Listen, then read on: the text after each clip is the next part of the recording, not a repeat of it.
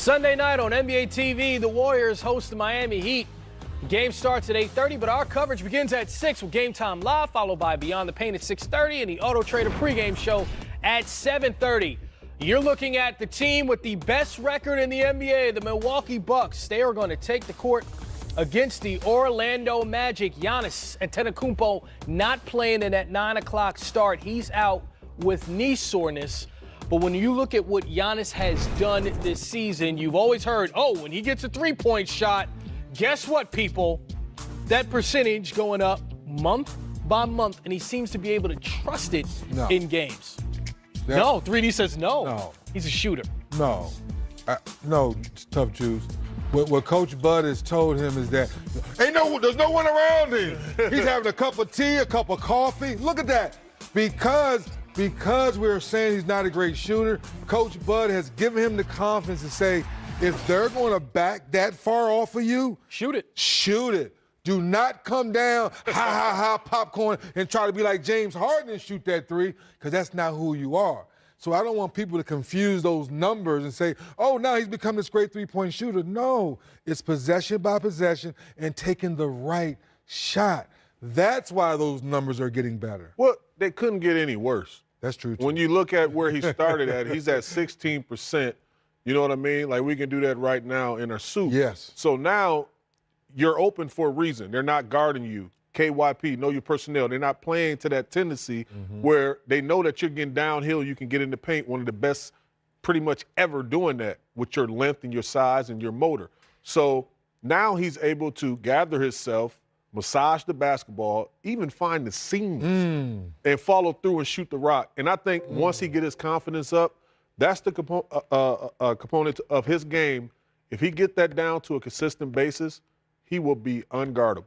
3D, you mentioned the reigning MVP in James Harden. So is Giannis right now your favorite to win the MVP? I mean, he's playing for the team with the best record in the NBA. Look at the numbers. Where you at, Karan? You ready for this? This reminds me of the 2017-18 season with James Harden, averaging 31.3, 44, and 13 going into All-Star break. And then you look at Giannis right now, 41 and 13, averaging 27 points per game, the number one team, hands down. I think that Giannis, the Greek freak, my former rookie, is the MVP of the league. Okay, you're standing up. I got to stand up and say it. He's the MVP of the league. We don't need this. Yes. He's we the know you're MVP. biased, though. You're biased, just like me. So we got to hear from 3D, because I'm going Giannis. You're going Giannis? Every day. He said it with his chest. Every day. Hold on. What you got, 3D? You sure? Yes. Well, you absolutely. know what? I mean, he is the Greek freak. His three-point percentages are getting better. He's bought into Bud Ball. Defensively, he's playing out of his mind. And I don't have a beard, but I have a goatee. And when that guy gets into that kitchen and that thing, he starts going like this, and he starts stepping back and stepping to the side and stepping over here and shooting that thing like this with the left hand. Chris Paul's been hurt. Capella's been out. Then you bring in Fareed. You pick and roll. He rolls to the basket. He gets alley-oop dunks. Eric Gordon's been hurt. Melo didn't work. It's like, Chef, yes, I know. I hurt my leg. I missed 12 games, but I came back on fire, averaging 36, and no one has been shooting the ball like me since Wilt Chamberlain.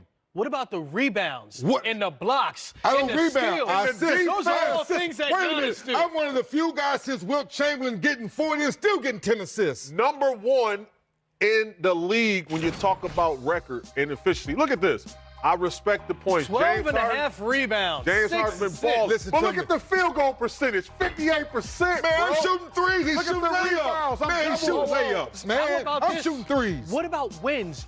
Don't they I'm winning. The Bucks I'm in the have 41 Western wins, Conference. and the Rockets have 32. My second best player has been hurt half the season in Chris Paul. I haven't had no starters. I've been the only starter. Playing. Okay, so if Chris Paul is a future Hall of Famer and he's the second best player for the Rockets, who's the second best player for the See, what Milwaukee happened Bucks? was, go ahead. Middleton, Chris Middleton, all-star. Is he a future Hall of Famer? I don't know. His career's still going. I'm not going to shortchange him right now. Chris Paul is, right? Yeah, Chris Paul's older. Yes, he is older. I think but I'm just telling you right now, Giannis elevated him. In the kitchen with my left hand, I'm cooking. But I'm you're cooking. right-handed. No, I am. But right now, I'm, goatee, the beard, I'm cooking right now. James Harden is a walking bucket. But this year, from the beginning to the end, Giannis is the guy. So is this just a two-man discussion at this point? It seems as if it's down to Giannis and James Harden. Is there anyone else that you would like to invite to sit at this table and be part of this discussion? I'm not going to be disrespectful. When you look at the landscape of the NBA and you talk about that short list of guys, here where we go. Paul George. Yes. 28 points a game, career high. Yes. Steph Curry. Even though he missed some time, he's still cooking. Kevin Durant. Still cooking. They're back number one again. Number one. Yeah. Universally known as the second best player in all of basketball. So I gotta put those guys in the discussion. But from beginning to end, when you look at Giannis, and look, you play for the respect of your peers. When your peers looking at you like, yo, he on one this season. Giannis is on one this season. He's balling. Well, if you want to get involved in this discussion, first you have to look at Sekou's latest MVP ladder. It's up on NBA.com. And look at who Sekou has first there. 3. Come on, man. Looks like Giannis at Come on, man. James Harden is second. PG-13 third. Look. All the names I wish my goatee could grow a little bit longer so I could be like the beard. I didn't just happen to wake up like this. New York Knicks facing the Toronto Raptors. Knicks ahead by 7, and on the fast break, Dennis Smith to whoa! Way. The Duncan Jordan. I like it. That's what I do, man. Watch your head. We're going to check out that game next. You're watching Game Time Live. Is reporting that three-point specialist Wayne Ellington has cleared waivers and will officially sign with the Detroit Pistons. Ellington was brought out by the Suns earlier this week. Tuesday night is for what, guys? Players only. Right on TNT. Looks like there will be some furniture moving in the East. Celtics, 76ers, currently identical records, would face each other in the first round if the playoffs started today. The nightcap features your two-time defending champions. That's all. The Warriors and the Utah neighborhood Jazz. is Philly where I can't go. I'll be there, baby. Is that DeMar DeRozan and Donovan Mitchell? That's Yes, I it feel is. like they can say that. Yes, they can. DeRozan for the jumper. I like what you did there. Cash. Spurs take the lead early. They've been struggling on this rodeo road trip. LaMarcus Aldridge looking good here, just 15 and 10 for him. I say just 15 and 10 because they pretty much need 20 out of him to get the win. Yes, each night you need him to play like an all-star as Rubio with the vision with the reverse. Good to see him back.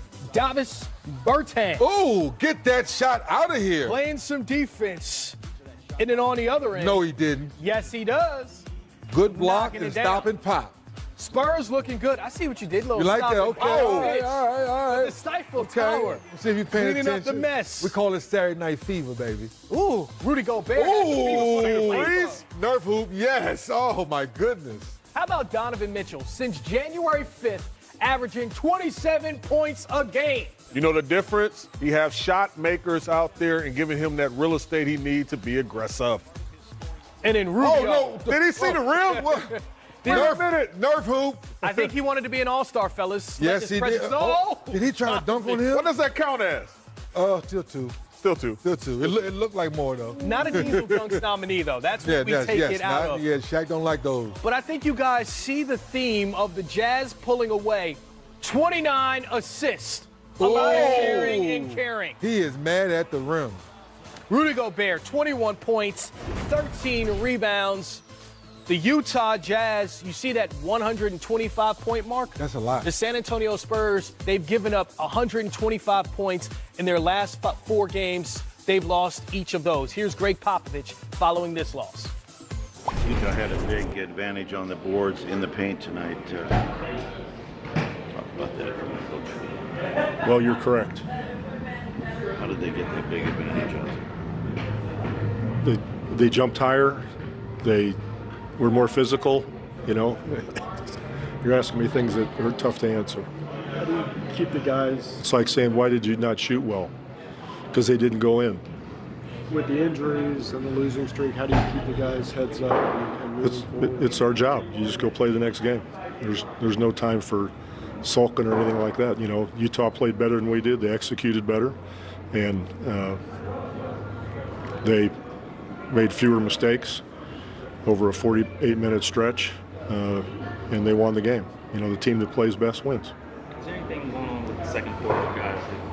Golden State had the last 3 minutes. Portland got 39 tonight. Utah did 39 too. Not necessarily. And I was talking earlier about how going through this stretch is important to keep guys camaraderie and keep guys tight. How important do you think that is to make sure the group in there is still upbeat? I would think it's important. How important? As opposed to the opposite. That's true. That's silly. Come on. It's always important to be upbeat and to stick together. Oh, during this rough time. Good Lord. Good Lord. Losing Rudy before the game, is that kind of a deep play? It doesn't matter who's hurt or who didn't play. Nobody cares about that. All they care about is winning and losing. So Utah deserved the game. They played better. They executed better than we did. They were more physical than we did, and they won the game. You expect him back in Memphis? I don't know. May I ask you Sure. about Jakob Poeltl? How would you describe his development? He's doing a fine job. He's learning on the fly. He needs experience, but we're trying to give him the minutes so that he can get more and more comfortable. But he's very willing, very intelligent, and he's going to end up being a good player. So, Pop, not in a good mood, and maybe that's because this rodeo road trip has not started very well for them. That's pop, pop, pop, pop. 4 times. That's 4 pops. Yeah, 4 losses in a row. They got one I know more what comes next, before- right? Fizz. That means more losses. Then they got 3 after the All-Star break. So the Spurs also sliding in the Western Conference standings. This game significant because the Utah Jazz now have a game up on San Antonio. But one thing that Utah did in this particular game that they aren't very great at this season, shooting the outside shot. They're 24th in the league percentage-wise from outside, but they hit 19 three-pointers against the Spurs. Tonight, excellent ball movement, and you talked about earlier where Donovan Mitchell is starting to find his stride. For me, Karan, where Donovan Mitchell had such a good year and it kind of surprised people.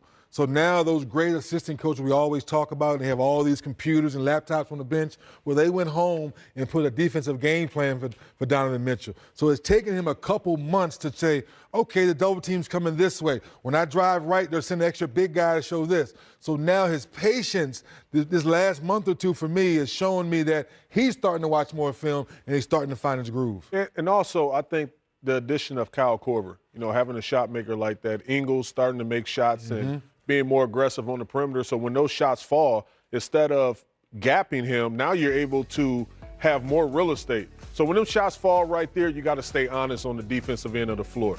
And then it creates more options and opportunities for Donovan Mitchell, where he's able to pass, facilitate. And then when he gets to going downhill and zigzagging with the basketball, he's able to be creative. He can go for shots for himself, or obviously he can go and facilitate for others.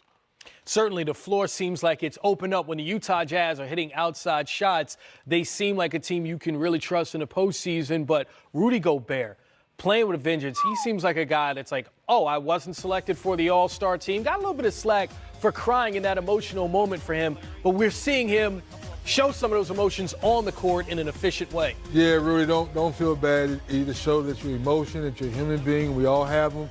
But offensively this year, the picking and rolling to the basket, getting more alley-oops.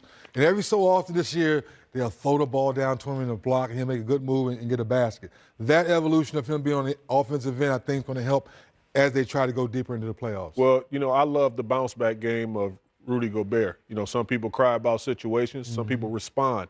He did a little bit of both. He shared his emotions out, and then he went out there and pulled out a demonstration, and I think that's going to be his motivation going forward. So he's playing excellent basketball offensively, which you talked about.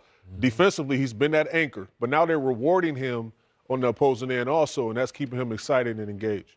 Yeah, we spoke about the Spurs' current road trip and how difficult it is.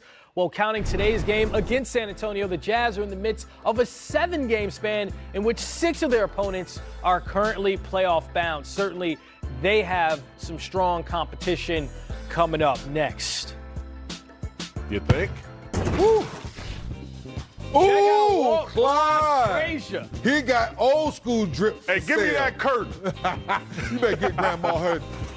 He's been repping since 77, people.